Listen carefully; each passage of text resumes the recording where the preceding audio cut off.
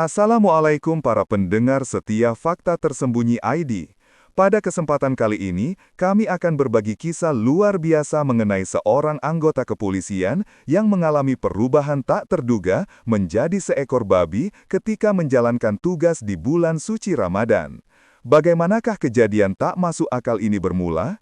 Sebelum kita selami lebih dalam, mari kita bersama-sama panjatkan solawat di kolom komentar, semoga kelak ia menjadi saksi penolong kita di hari kiamat. Di sebuah markas kepolisian di Jawa Timur, seorang polisi bernama Bribka Arya tengah melaksanakan tugas rutinnya. Bulan Ramadan telah tiba, membawa suasana khusyuk bagi banyak orang, namun tidak baginya. Ketika sebagian besar rekan-rekannya khusyuk beribadah dan menunaikan ibadah puasa, Bribka Arya justru tenggelam dalam kesibukan pribadinya, menikmati hidangan lezat karena ia tidak berpuasa. Di suatu siang yang terik di tengah jam dinas, Arya sedang asyik menikmati secangkir kopi hitam dan rokok di ruang kerjanya. Tiba-tiba, ketenangan kantor pecah oleh teriakan panik. Ada babi di kantor, teriak seorang anggota yang baru saja akan memasuki ruangan Arya. Sontak, seluruh personel kepolisian berhamburan keluar dari ruang masing-masing. Di lorong kantor, tampaklah seekor babi berukuran besar dengan bulu hitam legam. Hewan itu tampak mondar-mandir kebingungan, namun yang lebih mengejutkan, babi tersebut mengenakan seragam dinas polisi yang terlihat kedodoran di tubuhnya. Lenjana dan tanda nama pada seragam itu jelas menunjukkan nama Bribka Arya. Salah seorang anggota yang mengenali nama tersebut langsung memucat. "Ya Tuhan, ini Pak Arya," pekiknya. Semua orang terperanjat, bagaimana mungkin seorang manusia bisa berubah menjadi babi dalam sekejap mata tanpa pemicu yang jelas. Kepala Kepolisian Resor, Kapolres AKBP Satrio, yang mendengar keributan, segera tiba di lokasi. Begitu melihat babi berseragam polisi itu, wajahnya langsung menegang. Ia mengenal Arya, si polisi yang memang kerap menimbulkan masalah. Namun, Kapolres Satrio tak pernah membayangkan hal seaneh ini bisa terjadi padanya. Arya, dalam wujud babi, berusaha keras untuk berbicara, namun yang keluar dari mulutnya hanyalah suara dengkuran khas hewan itu. Ia berlari ke mejanya, mencoba menulis sesuatu, tetapi dengan kaki depannya yang kini berupa kaki babi, ia hanya mampu mengacak-acak tumpukan kertas tanpa arti. Tanpa ada yang tahu apa sesungguhnya yang sedang terjadi, kabar mengenai polisi yang berubah menjadi babi di kantor Polres ini menyebar dengan sangat cepat. Media massa mulai meliput dan banyak yang meyakini bahwa ini adalah azab atau hukuman ilahi. Bribka Fajar, salah satu rekan Arya, gemetar memegang ponselnya. Tangannya berkeringat, jantungnya berdebar kencang. Ia menatap babi itu dengan mata terbelalak, memastikan bahwa apa yang dilihatnya bukanlah sekadar halusinasi karena kurang tidur. Setelah menarik nafas panjang, ia akhirnya memberanikan diri menelpon atasannya, Kapolres Satrio, dan menempelkan ponsel ke telinganya. Di kediamannya, Kapolres AKBP Satrio tengah bersantai, menikmati waktu istirahat setelah seharian berpuasa. Namun, ketenangannya buyar ketika ponselnya berdering. "Halo Pak, ini Fajar Pak, keadaan darurat Pak." Suara Fajar terdengar panik dari ujung telepon. Suara Kapolres Satrio mengeras. "Ada apa Fajar? Jangan panik begitu. Coba ceritakan apa yang terjadi." Fajar menelan ludah. Sementara itu, Arya dalam wujud babinya terus berlarian tak karuan, menghancurkan tumpukan berkas, membalikkan kursi, bahkan hampir menabrak dispenser air. Suara gaduh di kantor itu terdengar jelas melalui telepon. Kapolres akhirnya berseru, "Tunggu di sana, saya akan segera ke sana sekarang." Tanpa berpikir panjang, Kapolres langsung bangkit, meraih kunci mobilnya, dan bergegas menuju markas kepolisian. Setibanya AKBP Satrio di halaman Polres, ia mendapati sejumlah anggota berkumpul dengan wajah tegang. Beberapa berdiri di kejauhan, sementara yang lain sibuk merekam dengan ponsel. Ia berjalan cepat ke dalam kantor. "Mana Arya?" bentaknya.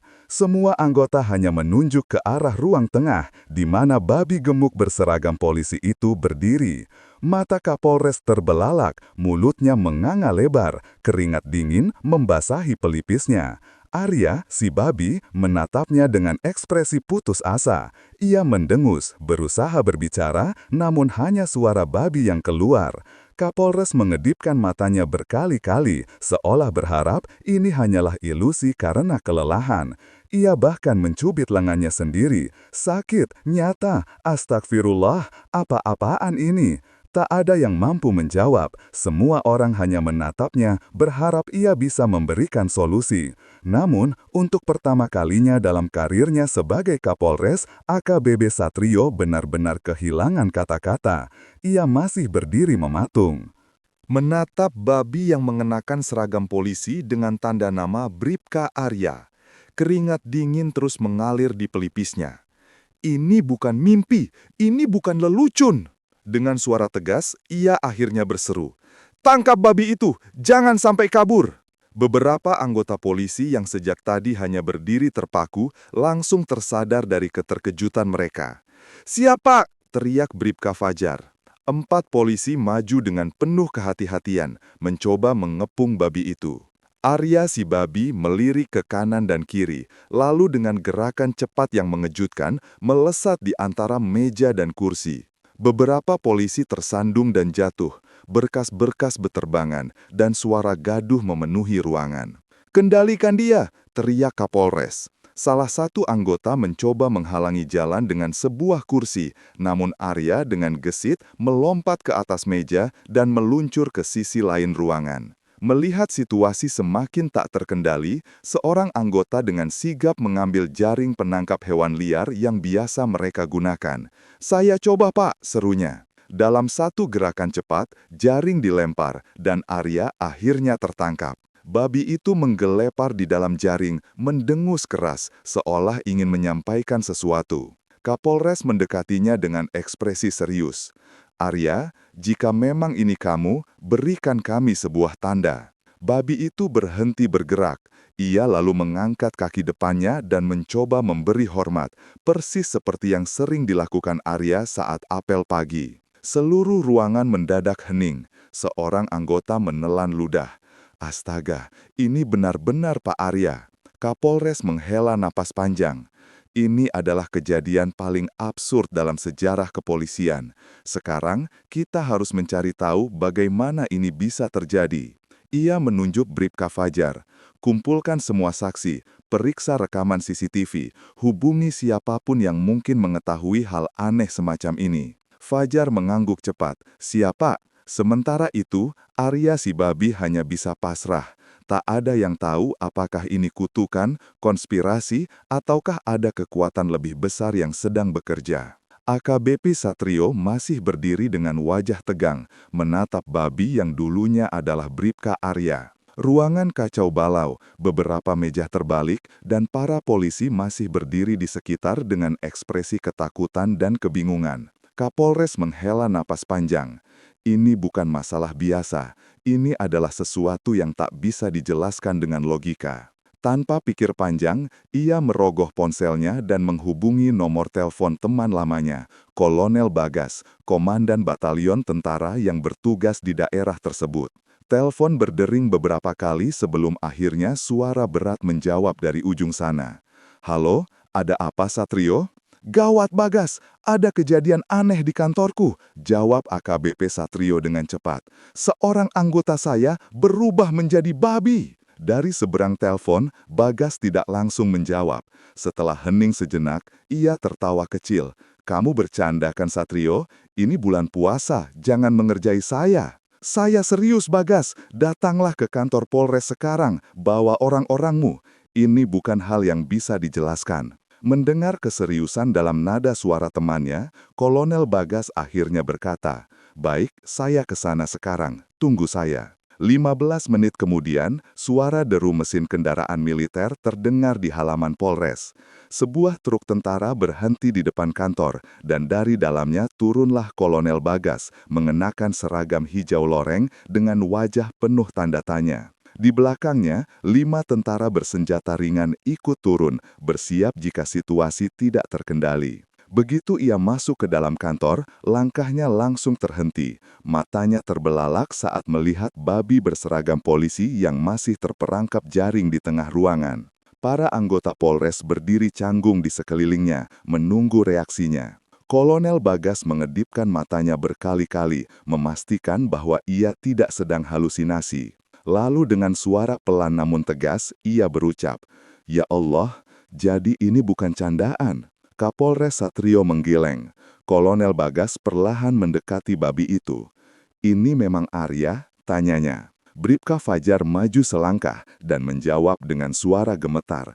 "Iya Pak, kami semua melihatnya. Tiba-tiba saja dia berubah tanpa sebab apapun." Bagas berjongkok, menatap lebih dekat. Ia lalu mencoba sesuatu. "Arya, kalau kamu masih bisa mendengar, beri kami tanda." Babi itu menatapnya, lalu mengangkat satu kaki depannya dan memberi salam hormat khas militer. Salah satu tentara di belakang Bagas berbisik, "Astaga Pak, ini beneran Pak." Kolonel Bagas bangkit berdiri dan menoleh ke Satrio. "Kita harus tahu apa yang terjadi. Ini bukan kejadian biasa." Kapolres mengangguk. "Aku sudah memerintahkan rekaman CCTV diperiksa. Kita harus tahu apakah ada sesuatu yang menyebabkannya. Atau..." Ia terdiam sebentar sebelum melanjutkan. "Atau, ini semacam kutukan, tapi jangan berani bicara di luar kantor." Matahari mulai terbenam, menandakan waktu berbuka puasa sudah dekat. Namun, di dalam kantor Polres, pertanyaan terbesar masih belum terjawab. Suasana di markas kepolisian itu masih sangat tegang, meskipun waktu berbuka puasa hampir tiba. Para anggota polisi dan tentara yang hadir masih berdiri di sekitar ruangan menatap babi berseragam polisi yang tak lain adalah Bribka Arya. Di sebuah posko kecil di dalam kantor, AKBP Satrio dan Kolonel Bagas duduk berhadapan. "Ini sudah di luar nalar manusia, Satrio," lanjut Kolonel Bagas. "Jika ini memang semacam kutukan atau gangguan gaib, kita butuh seseorang yang memahami cara menghadapinya." Kapolres mengangguk pelan. "Baik, aku akan telepon beliau sekarang." Ia pun segera menghubungi Kiai Hasan. Kapolres mengambil ponselnya, mencari kontak Kiai Hasan, lalu menekan tombol panggil. Nada sambung terdengar beberapa kali, sebelum akhirnya suara tenang dan berat menjawab, "Assalamualaikum, Kapolres Satrio, ada apa menelpon mendadak?" Satrio menelan ludah, lalu menjawab, "Waalaikumsalam Kiai, maaf mengganggu, ini darurat, kami mengalami kejadian yang di luar nalar." "Apa yang terjadi?" Kapolres melirik ke arah Kolonel Bagas sebelum akhirnya berkata, "Salah satu anggota saya, Bribka Arya, tiba-tiba berubah menjadi babi." Tak ada jawaban dari seberang telepon selama beberapa detik. Lalu, dengan suara yang lebih serius, Kiai Hasan bertanya, "Sejak kapan ini terjadi?" "Beberapa jam yang lalu, Kiai. Kami tidak menemukan penyebabnya. Tidak ada yang aneh sebelumnya. Tiba-tiba saja dia berubah." Kiai Hasan menarik nafas panjang sebelum akhirnya berkata dengan tegas, "Baik, saya akan datang ke Polres malam ini. Jangan biarkan siapapun menyakiti atau mempermainkan Arya, apapun yang terjadi." "Siap, Kiai," jawab Satrio. Panggilan berakhir. Kapolres meletakkan ponselnya dan menatap Kolonel Bagas. Kiai Hasan akan datang malam ini. Meskipun demikian, mereka masih dihadapkan pada misteri yang belum terpecahkan. Seorang anggota polisi yang berubah menjadi seekor babi. Di halaman Polres, rombongan Kiai Hasan tiba. Dalam rombongan itu, Kiai Hasan yang dihormati datang dengan langkah tenang namun berwibawa. "Bawa saya ke sana sekarang," pintanya. Mereka pun berjalan menuju ruangan tempat Arya, yang kini menjadi seekor babi, masih terperangkap di dalam jaring. Di tengah ruangan, babi itu mendengus pelan, lalu menundukkan kepalanya seakan sedih. Kiai Hasan mengamati Arya dengan saksama. Lalu, dengan gerakan perlahan, ia merogoh kantongnya dan mengeluarkan seuntai tasbih kayu yang sudah terlihat usang. Ia memejamkan mata sejenak, membaca doa, lalu melafalkan zikir dengan suara lembut. "Subhanallah, Alhamdulillah, la ilaha illallah, Allahu Akbar." Namun, babi itu tidak menunjukkan ekspresi apapun. Beberapa polisi masih merasa heran, namun Kiai Hasan tetap tenang. Ia melanjutkan bacaannya, kali ini lebih lantang. "La ilaha illallah, la ilaha illallah, la ilaha illallah." Tetap, tidak ada ekspresi apapun. Ruangan masih sunyi, semua mata tertuju pada babi yang terbaring di tengah ruangan, yang mereka tahu adalah Arya. Kiai Hasan menatap makhluk itu dengan ekspresi penuh pemikiran. Ia lalu menggelengkan kepala dan berkata dengan suara tenang, "Tidak ada serangan sihir, tidak ada ilmu hitam." Kapolres AKBP Satrio dan Kolonel Bagas saling berpandangan. "Lalu apa yang terjadi, Kiai?" tanya Kolonel Bagas dengan nada waspada. Kiai Hasan menghela nafas dalam. "Ini bukan ulah manusia, ini bukan perbuatan dukun atau jin. Ini adalah sesuatu yang lebih besar, suatu teguran langsung dari Allah." Tiba-tiba, Budi, seorang polisi yang sejak tadi diam di sudut, memberanikan diri. "Dari kemarin, Arya terus mengejek saya karena saya berpuasa." Ruangan langsung hening, semua orang menatap Budi. Kolonel Bagas segera meminta Budi melanjutkan. Budi menelan ludah, lalu menirukan ucapan Arya. "Puasa terus, tahan lapar terus, biar cepat mati dan jadi babi." Ruangan mendadak terasa lebih dingin. Beberapa anggota polisi bergigit ngeri. Kolonel Bagas mengepalkan tangannya, sementara Kapolres Satrio menatap babi itu dengan ekspresi tidak percaya.